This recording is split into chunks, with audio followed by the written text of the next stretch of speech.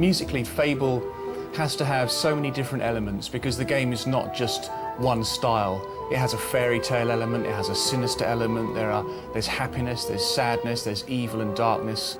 We decided quite early on to make sure that all those elements were in the music, so we couldn't just have one style.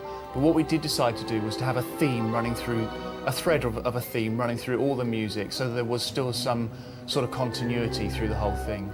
I say, quite nice. That paves the path. Danny Elfman was involved quite early on. Once he'd seen the game, he agreed that it was a great project to work on. And in his previous styles from previous films fitted perfectly with what we wanted.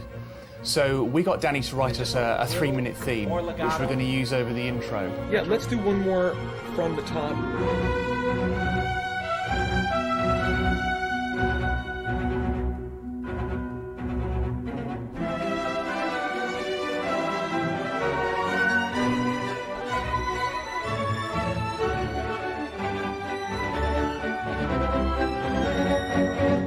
It's just time for me to say goodbye. That's right.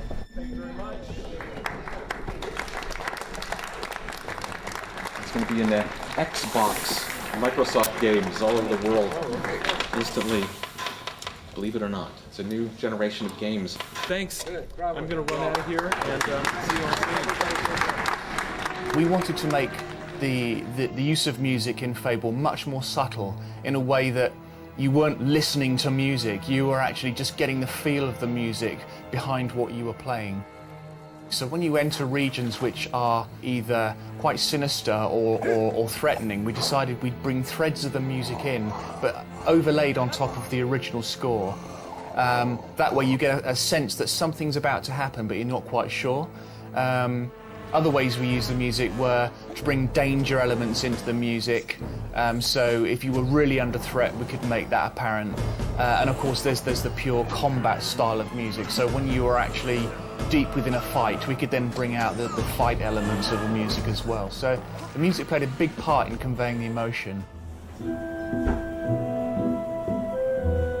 Fable is a very organic game. It's based around hearing things which aren't only to do with music, and other elements of the game audio are extremely important. You have to hear the audio cue. You've achieved an excellent score. You have to hear the dialogue. You have to hear certain effects in the overall ambience to make sure you're getting a feel for what the region's like. And writing music for a game is very much based on that. The music is really important in conveying the atmosphere in a region that the hero enters. A prime example of what I've just been talking about is actually the graveyard, and the graveyard obviously has a very distinctive feel about it. When you go into the graveyard, you know that there's a real sense of foreboding there and indeed danger. Now, Oak Vale is where the hero was born and bred. It's a place where he feels extremely comfortable.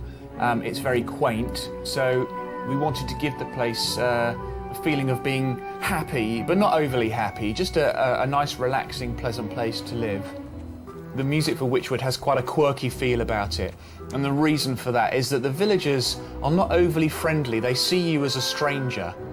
Play the game through to the end, because there are a lot of real musical treats coming. You can walk around new regions 20 hours into the game, so keep playing. There are some real musical treats to come.